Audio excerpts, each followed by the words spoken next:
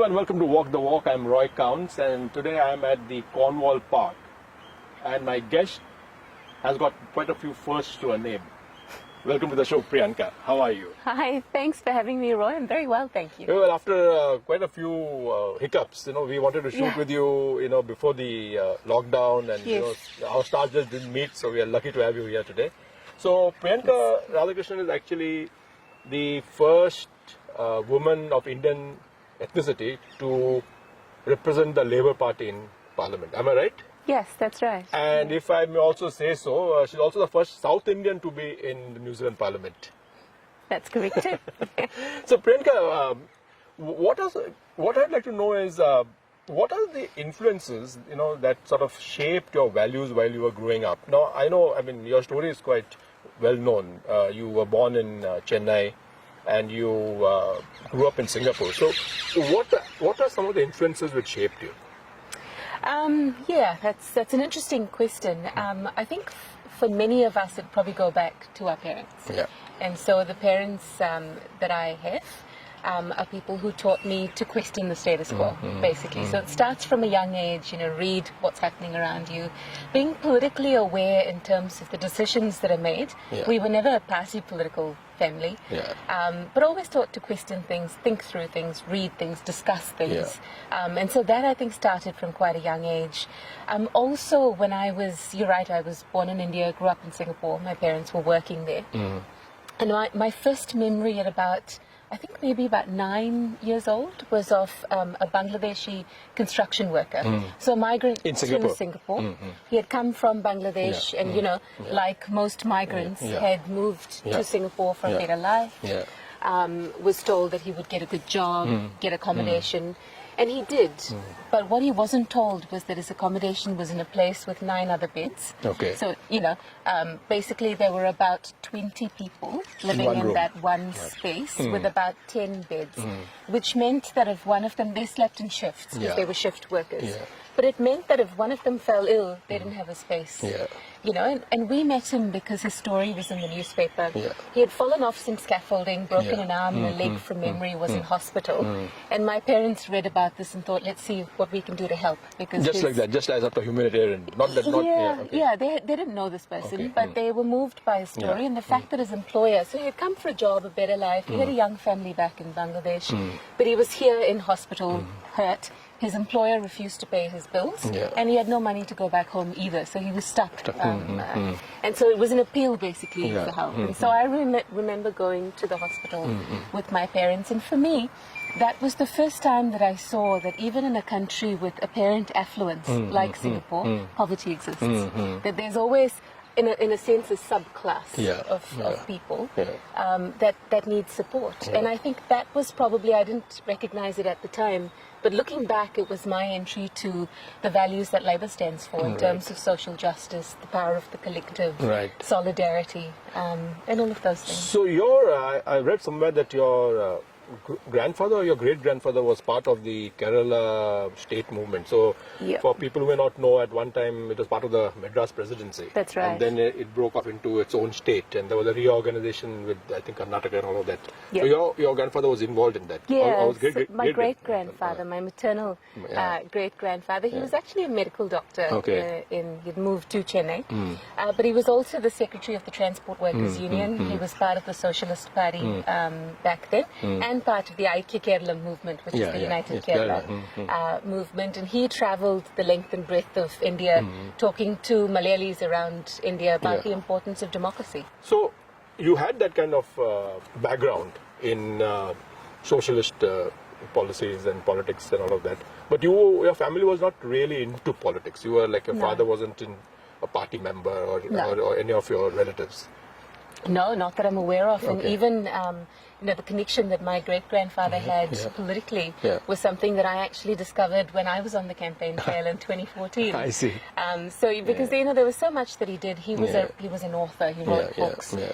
He actually led a delegation to Russia back then, socialist delegation. So I'd heard lots of other things about him, but I'd never quite realized his political connections. But you're right. The rest of my family, has not been party political. Right. And one could argue argue that growing up in Singapore, there wasn't much point at the time. It's a one-party state, isn't it?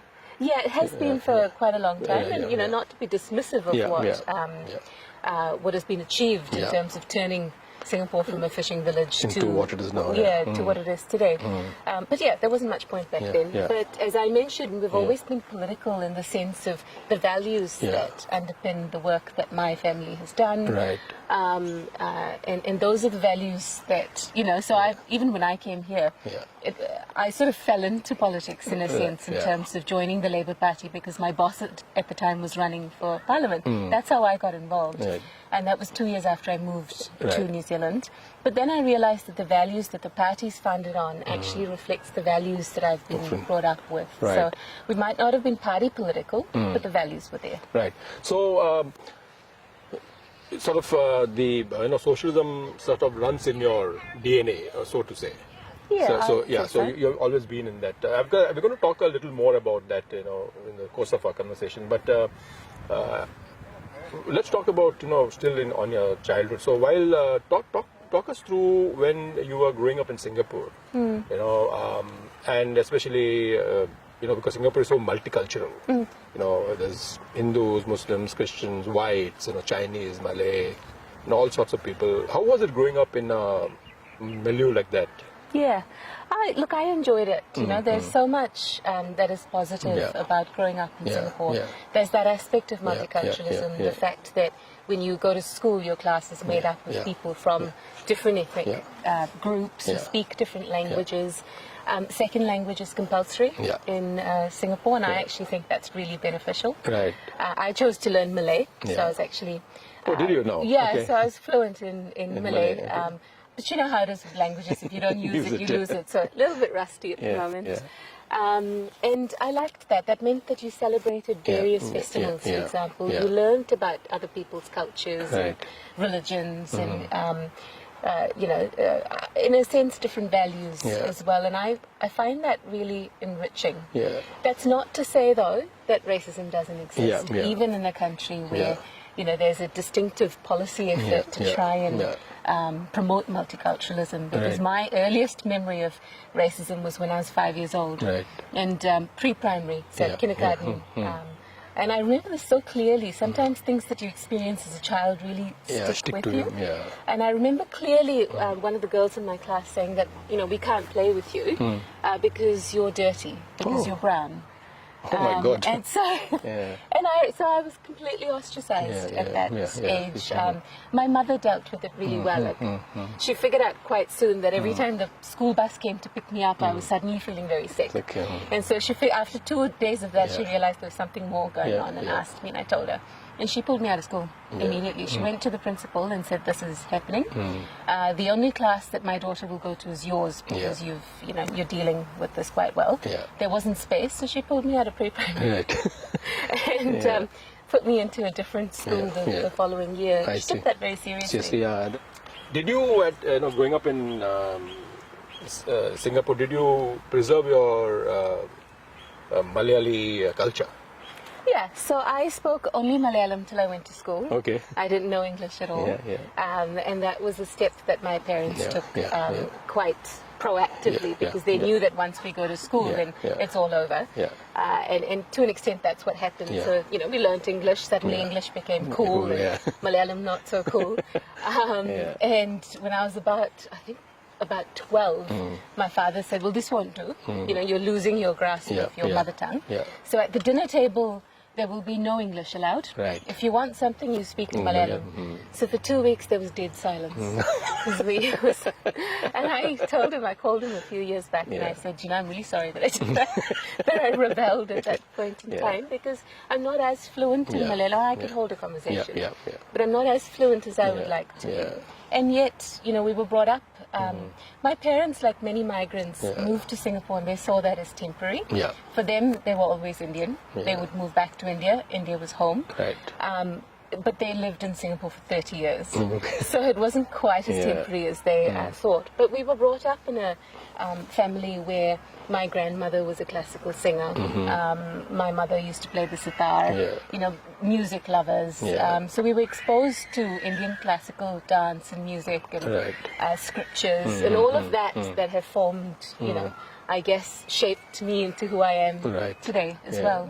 Yeah. So after, you know, you finished school and, you know, probably finished your education in Singapore, did you move to New Zealand immediately after that, or did you do something in... No, so I worked in Singapore for a bit. I worked for a women's rights organization called AWARE in Singapore. And then moved to New Zealand as a young adult, really. Because I was at a point in my time where, so my parents had moved back to India at that point. We were only ever a nuclear family in Singapore, so I knew my sister left, she went to Canada, and I knew it was just a matter of time before I left as well. And I was at a point in time where, you know, if you grow up in Singapore, it's reasonably comfortable. I wanted to get out of my comfort zone, go somewhere where I didn't know anyone. That was part of the criteria. So Australia was out because half my class was in Australia. So I wanted to go somewhere where I didn't know anybody and I sort of could chart my own course and do my own thing in a sense. Had to be a Commonwealth country so I could cross-credit and finish my studies here. And I wasn't brave enough to go somewhere where English wasn't the first language. So New Zealand ticked a lot of boxes. I've always worked in the women's rights space. So the fact that women won the right to vote, for, you know, this was the first country in the Western world where women won the right to vote was a huge draw card. Plus the scenery, the beauty, the wide open spaces, and greenery that New Zealand offers. You know, John Lennon once said that life is something which happens when you're making other plans. So did you actually plan to get into women's sort of, you know, issues and sort of advocate for them, or is it something which you just drifted into? How did it happen? A little bit of both, really. So it's an area that has always motivated me, or you know, got me really angry, or wanted. You know, I used to like writing when I was younger, so I'd write things and. Invariably, they would have a little bit of a focus on issues that disproportionately affected women. That's what often happens. You know, you just, I mean, I think the universe conspires to help you to do things which you want to do. You know? Or sometimes puts you in positions that you never even thought you would be. Exactly. Interesting. So after you came to New Zealand as a student, you know, how did you get involved in politics? How did you sort of, you know, I assume, because that's what you just said, that you really weren't thinking of a career in politics or get it. So how did it happen? Yeah, a little bit by accident, really. Not so much by design. So as I said, I finished my university here, undergrad at Palmerston North. And then this opening at Shakti came up even before I finished my university. In a very funny roundabout way. To cut a long story short, someone I worked with, UN Women in Singapore, knew the people who ran Shakti here, met at a conference somewhere else, realized there was an opening, suggested me, and sort of it all fell into place. And then very soon after that, one of the women who founded Shakti in New Zealand, Farida, who was my boss at the time, was standing for the Labour Party. And so that's how I actually got involved. She got me involved in her campaign. I learnt about what the Labour Party stood for. Helen Clark was the Prime Minister at the time. And I realized that Labour was, you know, really the only party in government that had done anything concrete for migrant communities as well. So all of that sort of came together. I liked what the party stood for. I liked the focus on workers' rights as well. The fact that the state has a role to play to ensure that everyone is better off. So that idea of collectivism, that, you know, we're all better off. We're better off as a society when all different parts of society do well. I liked that. So I stayed on. I joined in 2006, so 14 years ago. Never once thought of standing for Parliament. It just doesn't occur to you as a new migrant. So I just got involved with a party that I believed in, worked behind the scenes, did the door knocking, the leafleting, and all of that, as one does as a volunteer. And it wasn't really till just before the 2014 election that I thought of and this was in Caterton. Yeah, I was living out in Wairarapa, but then I was doing my master's at Beck. And again, to cut a long story short, I happened to have a former senior cabinet minister from Labour doing one of my papers with me. Okay. This is Pete Hodgson, who used to be our health minister and so on. Held a number of different portfolios, was one of our strategists for Labour. We became really good friends, and at the end of that paper, that semester that we did, he hosted us in Parliament. He was leaving Parliament at that time. And I don't know what it was, but we were walking past the debating chamber, and I just said, I'd like to speak here. You know, it was just one of those things. Well, a throwaway line. Yeah. Didn't even think anyone was listening. I was just really talking to myself. But he took me aside and he said, have you ever thought of standing? And I said, no, never crossed my mind. And he said, well, you've been, you know, in the NGO sector knocking on the doors for change for such a long time. Why don't you try and be part of change? And I thought that appealed. I'd never thought about politics like that, really. And so I thought, yeah, I'll give it a go. And to his credit, he mentored me for 3 years and introduced me to an MP who was in her first term at the time and is now our Prime Minister. Oh, okay. Who was very supportive back then as well. And so the rest, they say, is history. I think you mentioned somewhere that you are married to even Richardson. Yes. And you mentioned somewhere that some people told you at that time, why don't you take your husband's name? Yeah. Because that will sort of be better recall value. And then you spoke to Jacinda about it. Yeah, I did actually. Tell our viewers about this. So that was in the 2017 election. So I stood for the first time in 2014, you know, an election that we in Labour prefer to forget. And then I thought I'll stand again in 2017, this time in electorate, Maungakiekie. One thing that I might just quickly pivot to that I didn't mention at the start was that my memory of my first home in Singapore is on a street called One Tree Hill. Okay. So, which is just, I think, right here. Even as we speak. And Maungakiekie is the Maori name for One Tree Hill. So I sort of often, caption my journey as from One Tree Hill to Maungakiekie. It's just a little aside.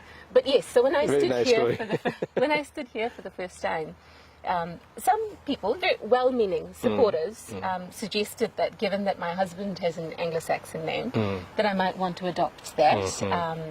Given that I hadn't, so far taken his name, because it was easier for voters to pronounce Richardson. It's like literally 2 letters shorter than Radhakrishnan. But so it wasn't even, a length argument.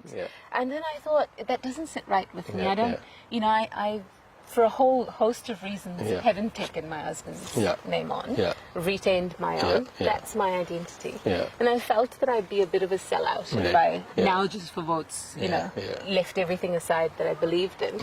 But then I thought, let me just test that with someone. And I had a chat with Jacinda, and she said, how would that make you feel if you did that? And I said, like a sellout. She said, then don't do it. Very good advice, It's very cut and dried. So that actually also brings me to one thing, is that you are more of a, I first met you, I think, maybe in 2016 when you first moved to 2015. Possibly, you were already a bit known by then because, of your work that you had done in Labour. And I think there was talk at that time of you standing for an electorate from Auckland, and we met in a private, I think, in someone's home. And I was quite impressed with the fact that you appear to be, very cerebral. I don't know whether you see yourself that way, but you appear to be, someone. You're like what people would call a policy wonk. I do enjoy that. You're like a type of person who will do the research and try to analyze something. And that's my feeling, and I may be completely wrong, and forgive me for that, but you're more of a cerebral intellectual rather than a soapbox thumping politician. Am I right in saying that you actually enjoy that policy aspect more rather than, for example, if you were a politician, you would actually probably change your name because that would probably give you more recognition or something like that. I don't know. I would do that. You would? Yeah, I would do that. If I was a politician, I would, I don't know, call myself Bob or something. Roy is pretty pronounceable. Well, yes, I do enjoy the policy aspect of sitting down, and I've loved, in my my first term in Parliament, part of the role that we play in Parliament is on select committees, and that's sort of looking at legislation and so on. And I do enjoy that. Right. Tell us about some of your achievements in the last 3 years in Parliament as a first-term MP. I think one of your achievements was your work, in the women's space, and especially in the female genital mutilation (FGM). That you were one of the key people to have that legislation passed. So how did it come about, and how did you all sort of have a cross-party, consensus on that? And yeah, that was actually a really interesting bill, but also the process that the bill went through was very different to virtually anything else we've seen in Parliament. So it actually came up through the Commonwealth Women Parliamentarians group. So we have a few different cross-party groups within Parliament. The CWP, the Commonwealth Women Parliamentarians, is one. There's another one called NZPPD, which focuses on population and development, and I chair that. That's also a cross-party group within Parliament. So through CWP came this idea of having a cross-party bill, and there is provision for it within standing orders in Parliament. That's the rules that govern how we do things in Parliament. There is a particular kind of bill called a multi-member bill, where you can have a person from each of the main parties whose name is on this bill. That then, this is actually through a process of negotiation or a discussion with the Speaker to bypass the order paper or the ballot system. So, as you'll know, there are government bills that the government puts through, there are private members' bills that you can put into a ballot, and then it's the luck of the draw as to whether the biscuit tin is literally a biscuit tin, and then whether you get picked from that or not is up to luck. Now the multi-member bill that we did, a member from each of the main parties represented, putting their name to this bill, the Speaker allowed us to bypass that ballot process and go straight to the order paper, basically. The issue came up out of years of advocacy from the FGM education group. So we've had a group that has been focusing on for, I think, the last 15, 20 years, on changing attitudes and behaviors within communities where FGM is practiced. So they work from the inside. They work with community leaders from there to look at how this is actually an issue that is a women's health issue, and it's detrimental to the health of women. And it is not religious either.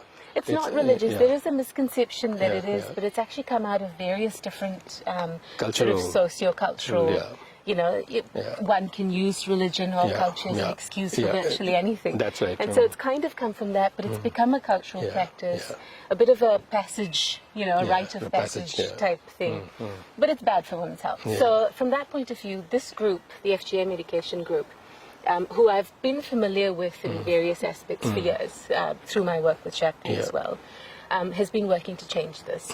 There was a simple tweak that was needed to update the definition in so FGM has been in our Crimes Act for a while now.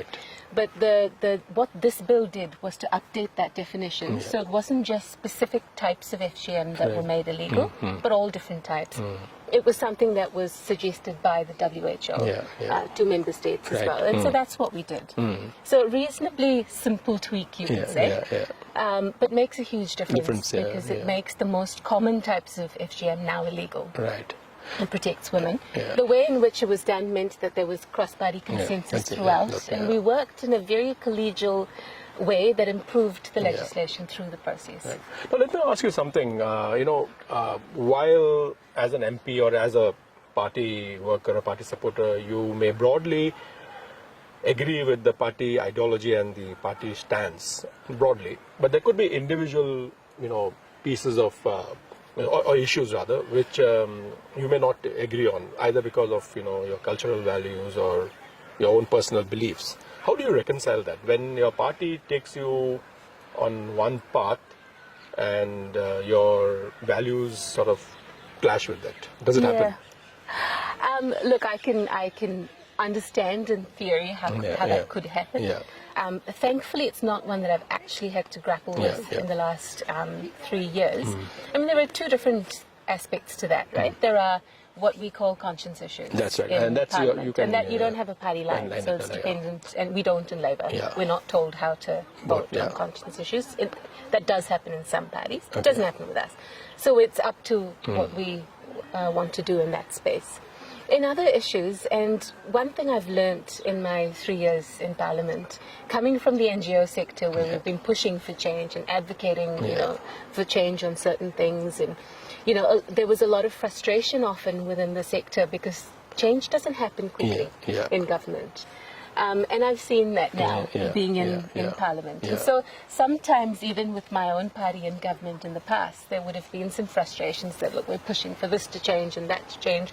It seems so straightforward from my point of view. Why aren't they, you know, making any change in that space? But now I understand that things do take time. Sometimes it's a lot slower in terms of processes and getting consensus around issues.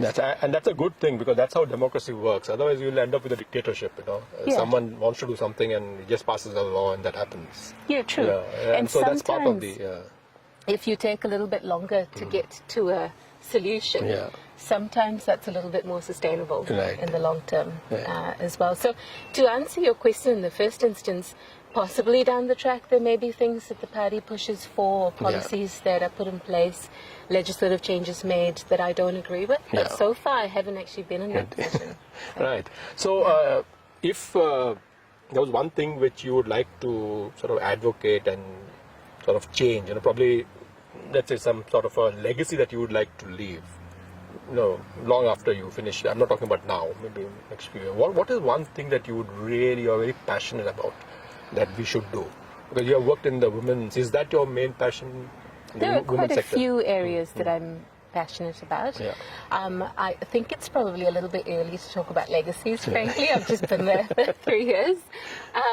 But there are lots of spaces. So in the issue of violence prevention, there are issues that disproportionately affect women from ethnic communities.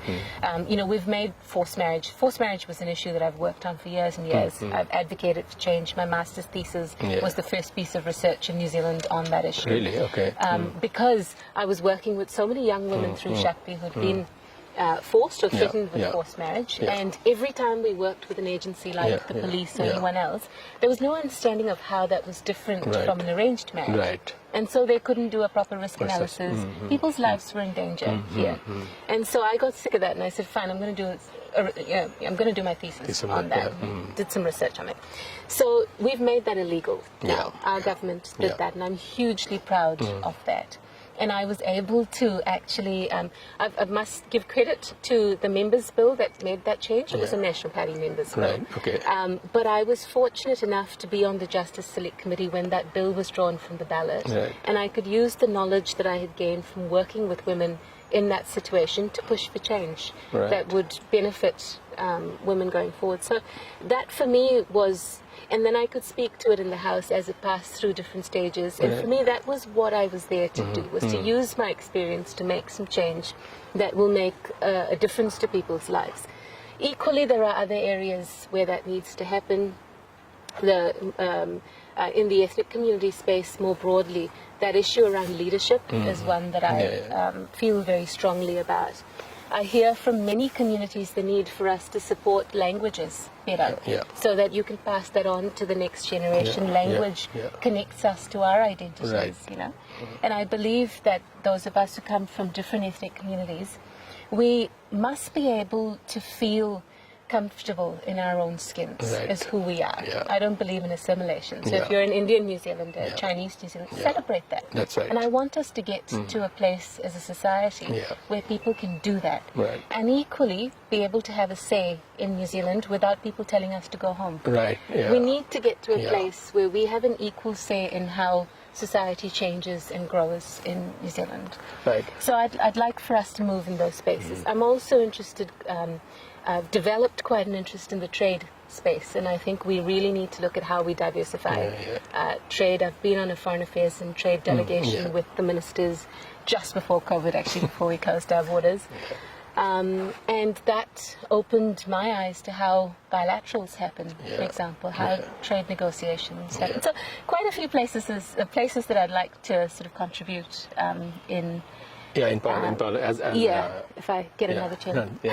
But talking about another term, you actually, you know, probably you would have gone down in history as the first Indian or person of Indian origin to be elected to Parliament, because all our MPs have been list members of Parliament, and you came this close.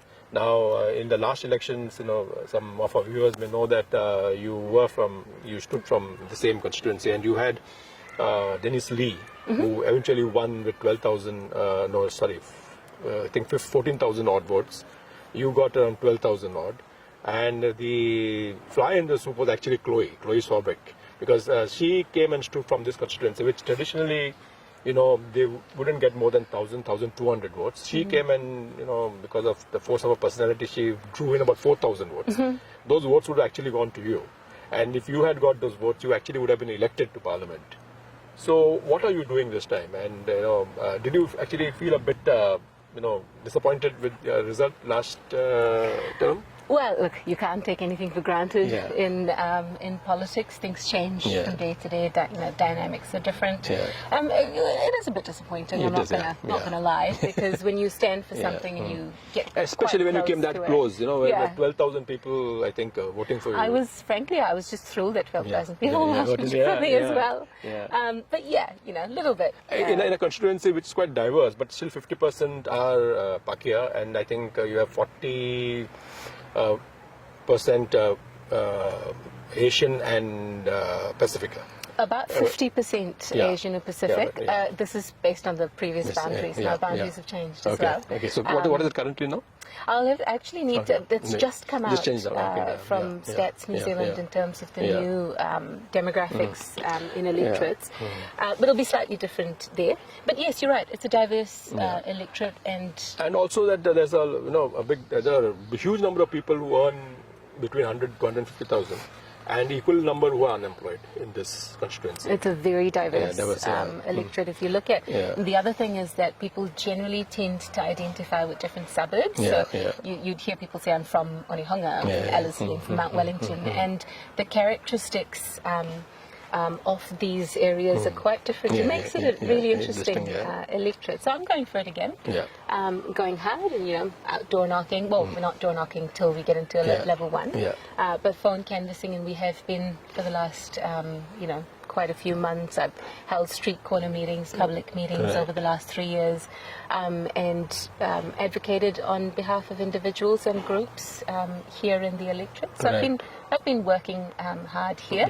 I've also had the role of the Parliamentary Private Secretary to the Minister of the Community, so that's been more of a nationwide role as well. But as you mentioned, we have significant populations from different communities here as well. Right. So that's a little bit of the work that I've been doing over the past 3 years. Right. And this wasn't this the constituency from where Sam Lotuinga used to win? I think won 2 or 3 terms. So this has been slightly tilting towards national, but I think you get a lot of the party votes for Labour from here. So traditionally Maungakiekie has been a bellwether seat, so it tends to go with whoever forms government. But again, with boundary changes, that's changed as well over time. So Priyanka, it was wonderful talking to you. All the best for your campaign. Thank you. I hope this time you actually you probably will make it even on the list, but I hope you make it there as an elected MP. And with your insights and your policy background, I'm sure you'll make a very good minister. Thank you. That's very kind of you. Look, I've absolutely enjoyed our conversation. Thank you for having me on your show. You're welcome, man. It was great having you on the show after we tried quite a few times, and our stars were just not aligning. That's right. But it was wonderful talking to you. Thanks, Roy. Likewise.